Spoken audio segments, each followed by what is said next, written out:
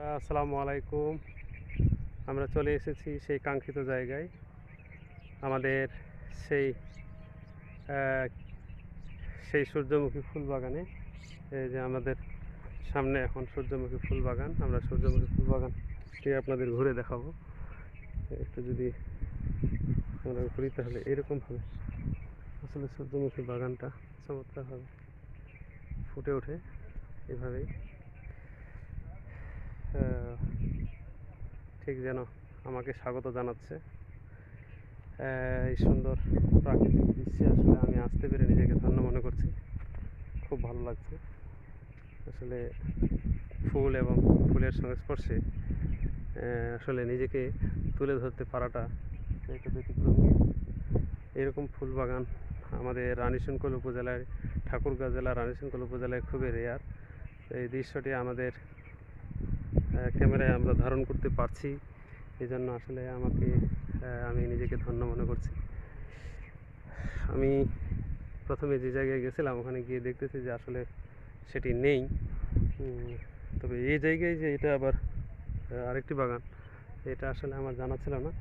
খুব ভালো লাগলো দেখে। আসলে মনে হচ্ছে যে প্রকৃতি আমাকে নিরাশ করেনি, প্রকৃতি আমাকে ঠিক জায়গায় নিয়ে এসেছে এবং ভালো লাগতেছে আসলে যে শেষমেশ আমি এই আপনার সূর্যমুখী ফুলের সংস্পর্শে আসতে পেরেছি।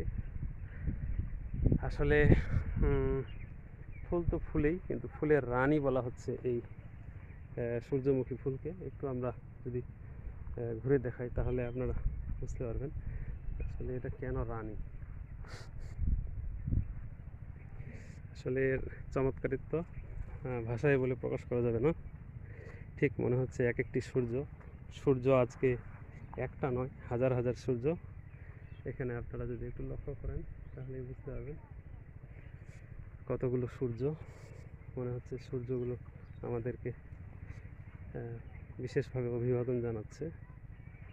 খুব সুন্দরভাবে সাজিয়ে রাখা হয়েছে এক একটি সূর্য। এবং ঠিক আমি দুপুরবেলা এসেছি, দুপুরবেলায় সূর্য মনে হচ্ছে আমাকে বিশেষভাবে স্বাগত জানাচ্ছে, এই আর কি। তো যা হোক, মূল বিষয় হচ্ছে যে আপনাদের ভালো লাগাই আমার মূল টার্গেট। আপনাদের যদি ভালো লাগে তাহলে আমার আসলে সার্থকতা। আশা করি ভালো লাগবে এই চমৎকার জায়গাটি। এবং